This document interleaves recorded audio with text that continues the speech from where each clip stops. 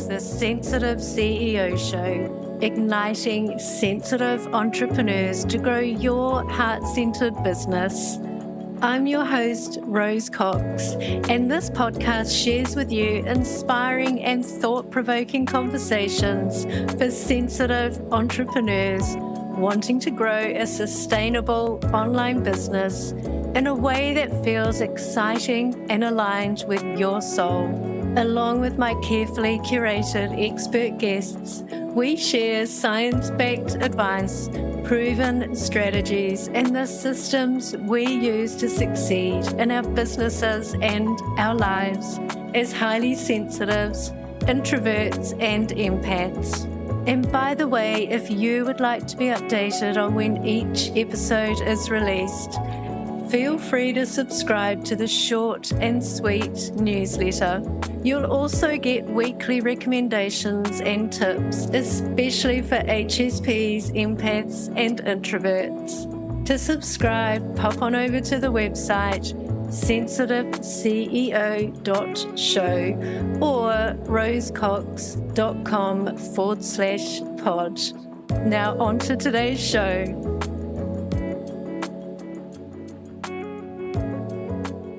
Hey, it's Rose, and welcome to another episode of the Sensitive CEO Show. And in today's episode, I have the absolute pleasure of talking with Amber Rochelle. Amber is an empath, empowerment mentor, and emotional wellness expert. Amber works with highly sensitive empaths to help them thrive in an all too insensitive world. Welcome, Amber. It's so lovely to talk with you today. Thank you so much. I'm really excited to be here, Rose. Oh, wonderful. Before we dive into your topic, which I'm loving, I love your topic today, which is how to harness your neurodivergent high sensitivity as a gift. I would love you to share with everyone listening a bit about your background and how you got to do what you're doing today. Yeah, absolutely. So I definitely knew from a very young age that I was extremely sensitive and that I was different. I just didn't really know what that meant. And as I went into adulthood, I sort of followed the career path that I felt I was supposed to follow and got into corporate. And I was doing, I was doing graphic design, so still using art, which is something that I'm also very passionate about. But as time went on, I realized I really didn't fit into the corporate world. It was very difficult for me. And I kept coming back to the fact that what I really always was most passionate about was helping people.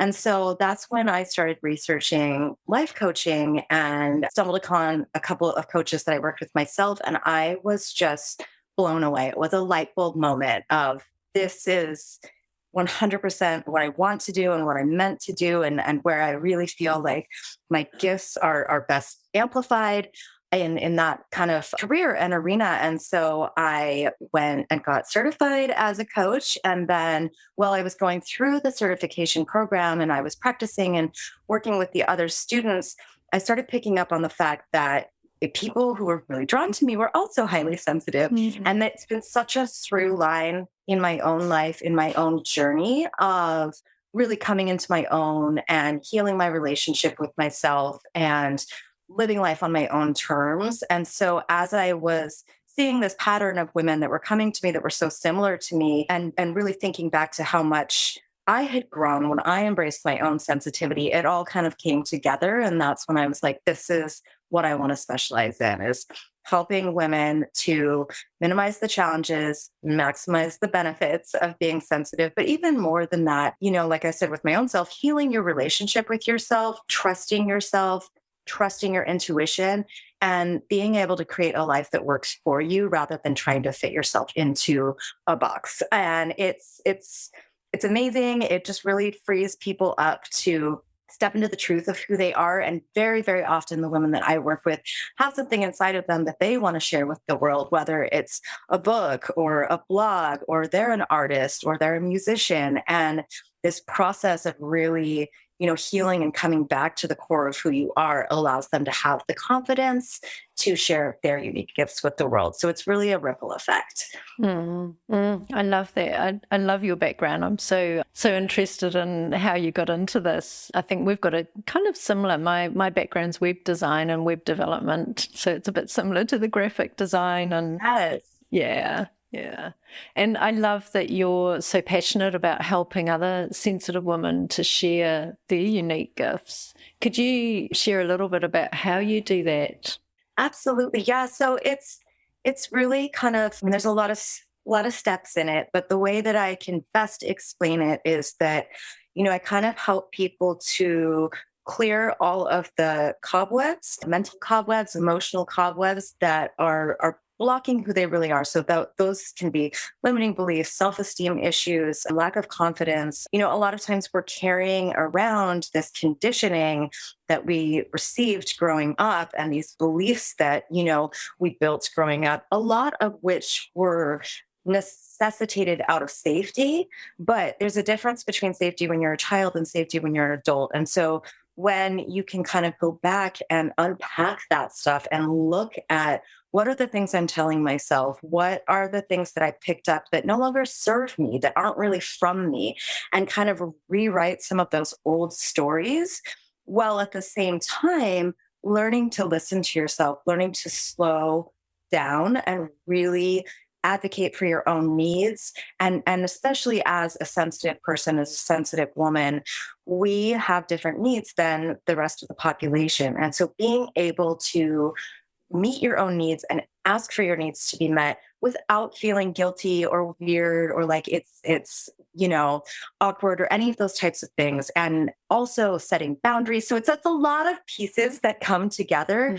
But at the end of the day, and I always use this term of healing your relationship with yourself, because everything that you need is within you. And so my job as a coach is not to tell people what to do. It's not, to tell you who you are.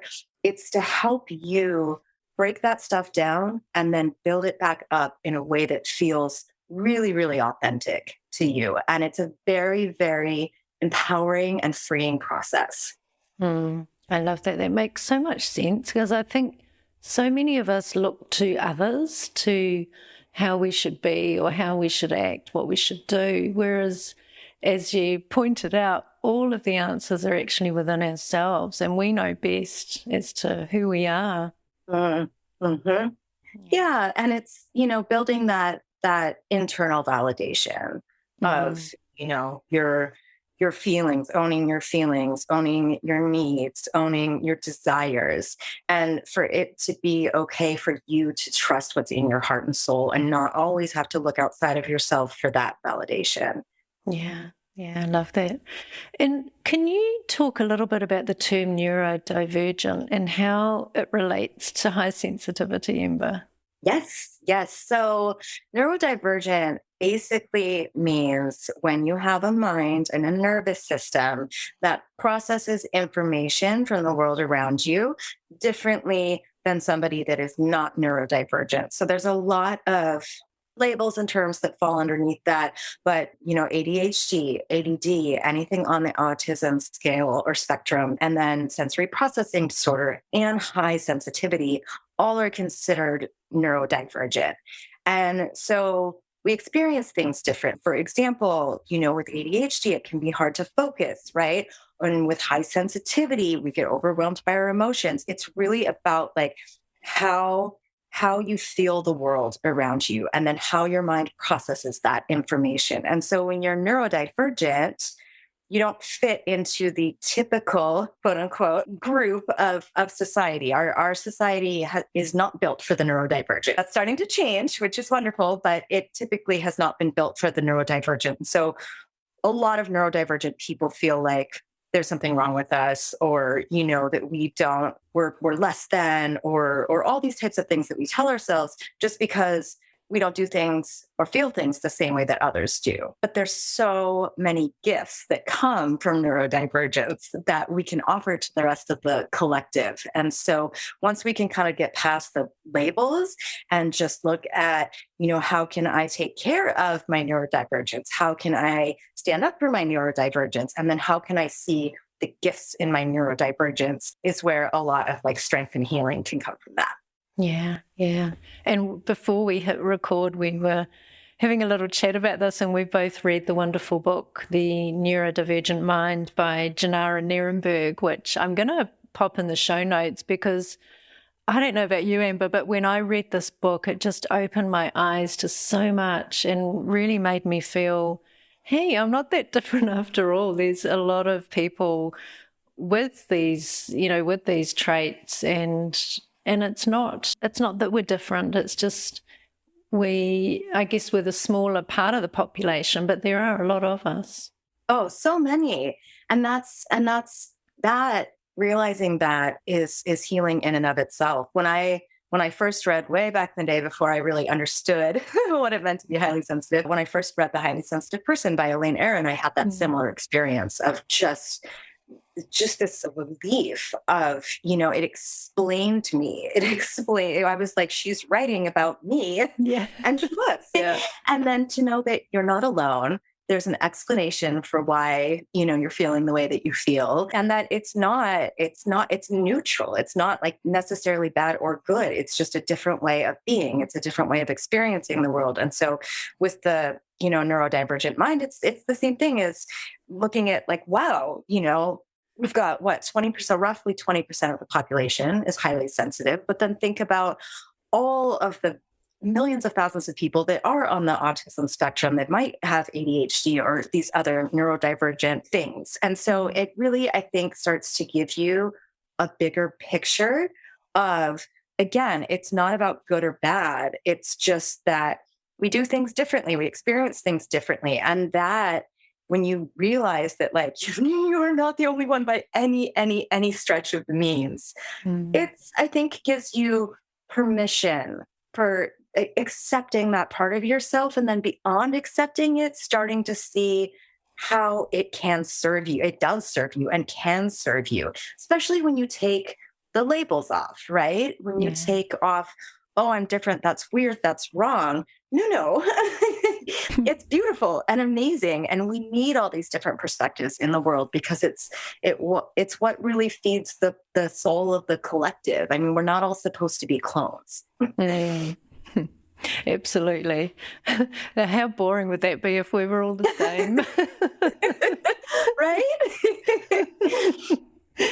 So I know that we have so many gifts as HSPs and also with other neurodivergencies. What are some gifts in particular that you want to shed a light on, Amber? For those of us who are highly sensitive, I mean, number one is empathy. And I think that empathy is incredibly underrated by a lot of people. Empathy is such a powerful, healing thing to have, and it comes so naturally to us.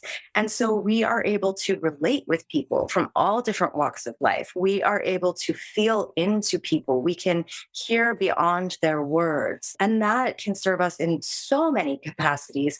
But even just with the people around you in your life, your family, your friends, your coworkers, you have this beautiful gift that just by being who you are, people feel seen and heard in your presence.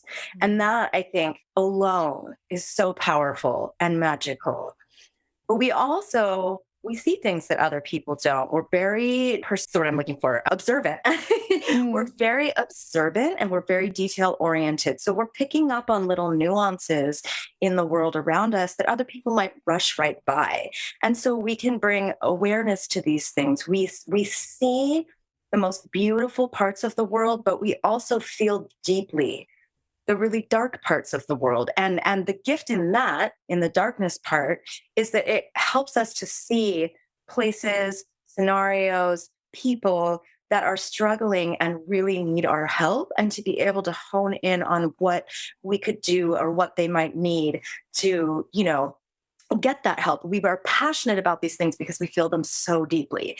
And so many sensitive people, not all, but so many sensitive people are artists or healers or therapists or coaches, intuitives, visionaries, yoga teachers, all these types of things. And when you start looking at that, you're like, what would the world be without us? Yeah, it's scary. What would the world be without that? Poets and writers and just, I think, being so tuned in to feelings around us. We can feel the earth. I mean, it's just we're very much powerful in that way, in our perspectives and in our observations, and then in our ability to take those things and make something beautiful out of them, which is almost always something that serves the greater collective. Yeah. And as you say, we're so drawn to helping others, aren't we? It just seems to be what we're put on this planet for. Yes. Yes. And that's part of the journey too, because so many of us sensitives, when we're younger, we do have that desire and we have that natural knack for connection with people.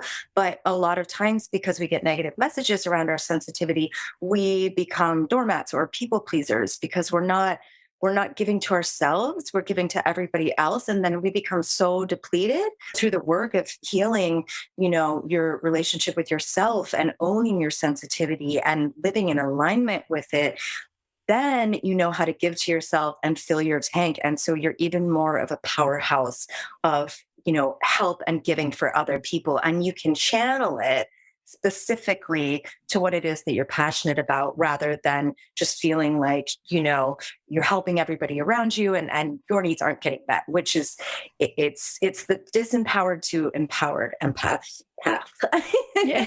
As I look at it, really. And it's, I think a lot of us are worried in the beginning of that process that, well, I don't want to be selfish, but self-care is nowhere near selfish. We have to be well taken care of. We have a lot of needs as sensitive people, and we do get depleted very easily. And so when we're caring for our sensitivity and really honoring it and honoring our limits and our boundaries, when we do intentionally choose to put our gifts out there in the world, they're just that much more potent. Yeah, makes so much sense. Something you said in there, Amber, just made my heart sing. You said, just by being who you are. And those words just, I don't know, I guess as a highly sensitive person, if you're listening, you'll probably get this as well, but it's such a powerful phrase, just by being yourself. And I love that. Can you expand a little bit more on that?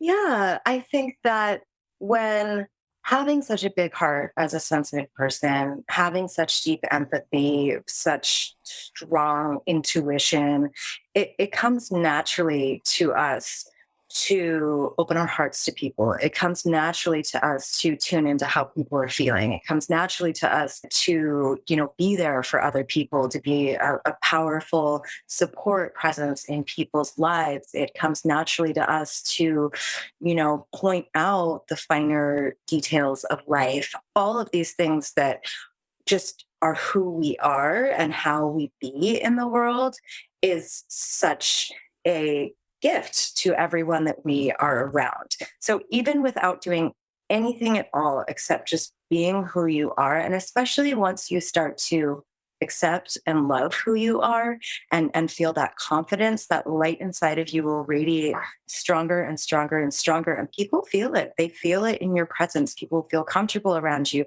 I mean, a lot of people listening, I'm sure, have had this same experience. Like, I have strangers come up to me all the time and start telling me their life story, or, I do too. there's an energetic thing there that people feel. They feel a safety with you. They feel a rapport with you. They feel understood. They feel seen. They feel heard. And that is so powerful and so strong and such an important thing. And so that's what I mean when I say just by being who you are. The people you smile at in line at the grocery store, the casual conversations that you strike up with people on the bus, or whatever it is, you're spreading that light just by being who you are. Yeah, yeah, that's so beautiful. And you also alluded to being people pleasers and being a doormat. So I guess that is the downside of having this empathy is that people can take advantage of us. How do you recommend people, I guess, set the boundaries around that?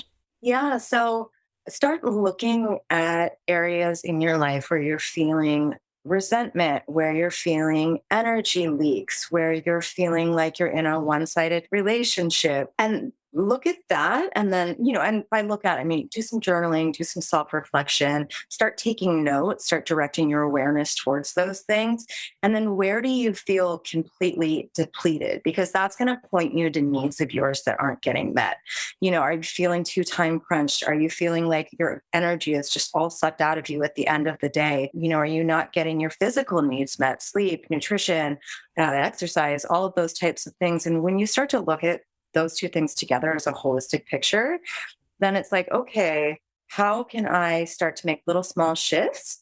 And those shifts can be giving yourself more downtime and working on that without guilt. It can also be setting boundaries with people. And if that thought comes up, this is selfish, or I don't want to drive people away because I'm setting boundaries, you have to remind yourself that you're really not going to be as much good to people if you're depleted as you are if you are fully whole and taken care of. So that can help you get over that it's selfish part, because it took me a while with that. Like it was like a tug of war. I was really trying to meet my own needs, and I was really trying to set boundaries. And then it was kind of one step forward and two steps back. But the more that I did it, you have to practice, really. The more I did it, the more I saw the benefits of it. I felt the changes in my body. I felt the changes emotionally.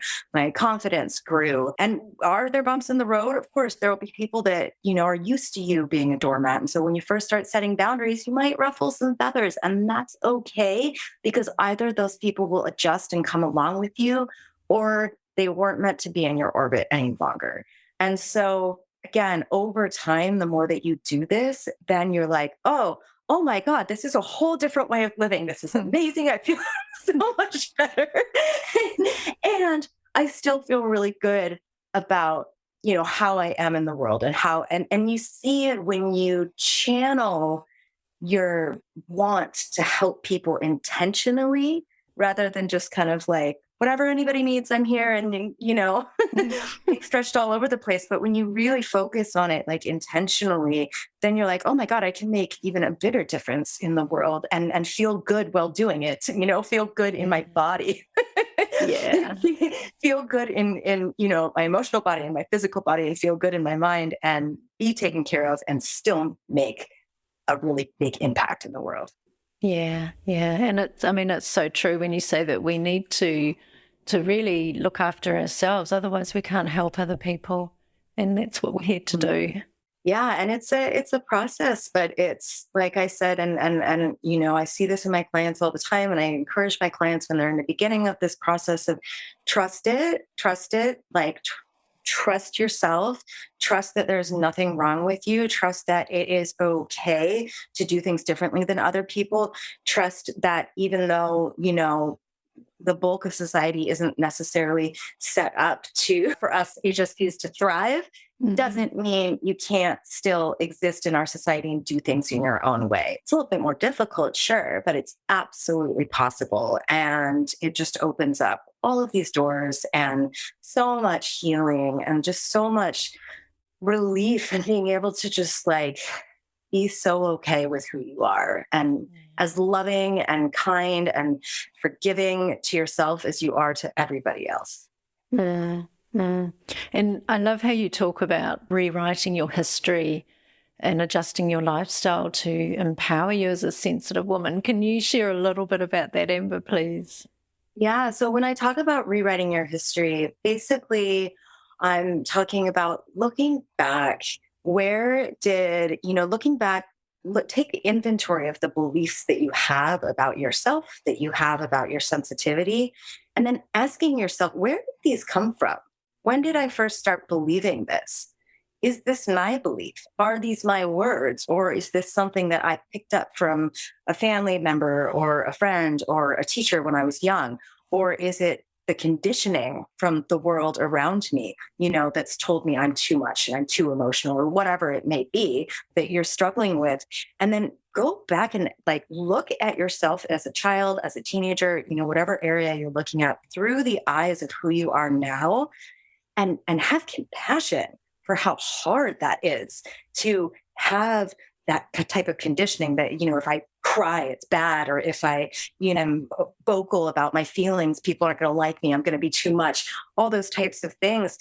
That compassion is self-compassion is like a major tool to help us through that process of being like, wow, not only must have that been so hard for me, but look at how strong I am that I came through all of those things. Yeah. And, when you start to see, even if it's a belief system that you picked up from a parent, when we're doing this work, it's not about blaming or being a victim or any of that type of stuff. It's about observation, right? And saying, wow, that belief does not serve me. I don't need this anymore. Do I need to continue to carry this around? Right? What are belief systems that are going to serve my best interest and the vision that I have for my life? And start picking those apart. And it really puts you in such an empowering place because you're no longer just kind of a victim to your subconscious and all of these background beliefs that are running in the background, whether we're aware of them or not, to be able to look at that stuff and say, I get to make a choice around this. I get to make a choice. I get to forgive wherever that stuff came from, look at the reality that I was a child and that this was hard, and that now I'm an adult and I'm in control of my energy and I'm in control of my boundaries. And I'm also in control of my belief systems. And that's something that definitely not overnight, takes time, but that's something that you can actively change.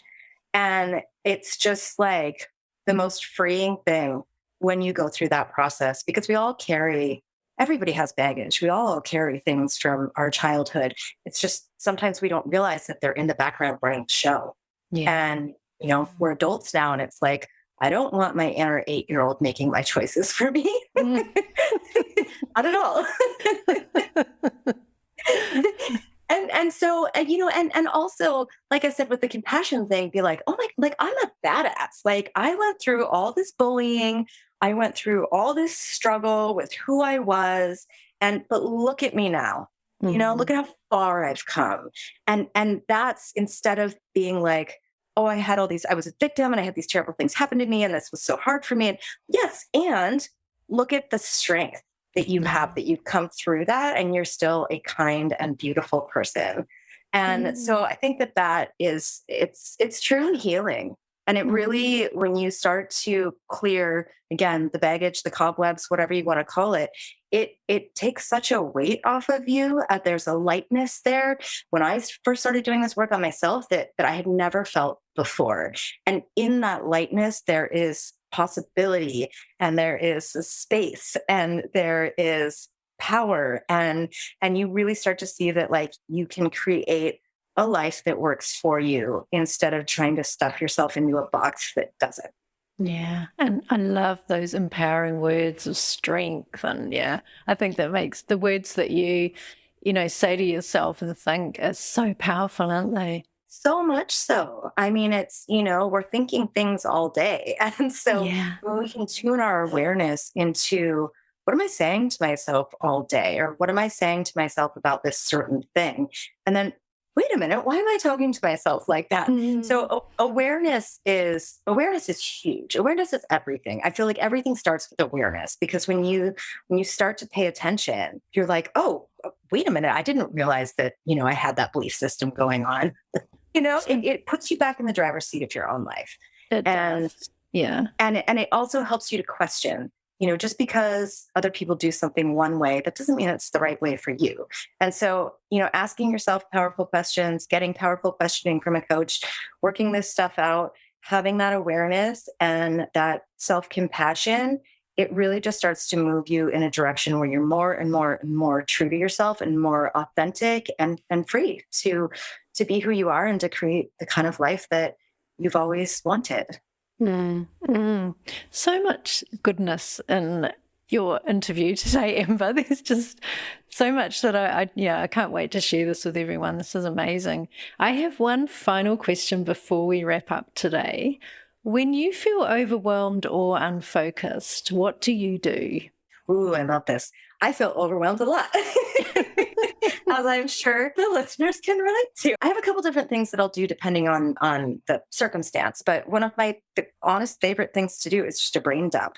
When I'm feeling really overwhelmed, whether it's with a to-do list or if it's, just with feelings and things that are going on, writing stuff out is a really powerful ritual to get it out of your head and onto the paper. And sometimes that's all you need to do is just write it down. It's just a release. But then other times I will do a brain dump and then I'll be like, okay, if it's around things I have to do, like, okay, what is the priority today? What is the priority right now? And or what are things that I can get done in like 5 minutes? I'm just going to get those off my plate right now. And then, what would I feel best about that I accomplished today? Because I have a tendency, and I'm sure others will relate, to overestimate what I can accomplish in a day. and so you really look at breaking it down into priorities and saying, you know what? The rest can wait for tomorrow. Yeah. I'll look at the rest of it again tomorrow. That and or sometimes I'm just like, okay, Amber, hands up. I'm walking away from my desk. I'm walking away from my word. I will just go in my bedroom and shut the door and lay down on my bed. And I have a gravity blanket. If you guys don't know what those are, look them up. They are wonderful for HSPs. And I'll just lay down with my gravity blanket. Is it like a weighted blanket? Yes, exactly. Yes. Oh, I've got one. I love it. Love it so much. So good for calming anxiety. Yeah. And then I'll just lay there and close my eyes and just breathe. Because so many of us spend so little time just stopping and breathing and like being and just like, so I'm like, okay, drop everything. I'm going in the room. I'm going to do 5 minutes of this. And then I'll come back to whatever it is that's like overwhelming me. So I think both of those things have been really great tools for me rather than just like wallowing in it or letting it kind of compound upon itself, which is what it will do if you don't do something to interrupt the overwhelm. And with both of those things too, reminding yourself like, I'm doing the best I can. I've got this one thing at a time and, stop and breathe. And it can sound so simple, but really, really, really effective. Oh, I love both of those. And so you're right, though, sometimes it's the simple things that actually work and they are the most effective. Love that. Mm-hmm. Oh, thank you so much, Amber. I could talk to you forever. And ditto. We'll have to do this again, but thank you again. And thanks everyone for listening to another episode. Thank you so much for listening to this episode of the Sensitive CEO Show. If you enjoyed this episode or if you think it would be useful to someone else, please leave me a review on sensitiveceo.show. Just follow the prompt in the menu. Each month, I'm offering one lucky reviewer a chance to win a 1-hour business and mindset audit with me. This in-depth audit covers the 5 pillars of your online business, and you'll walk away with super clear action steps specifically for you and your business. You'll be re-energized and motivated to step into your greatness.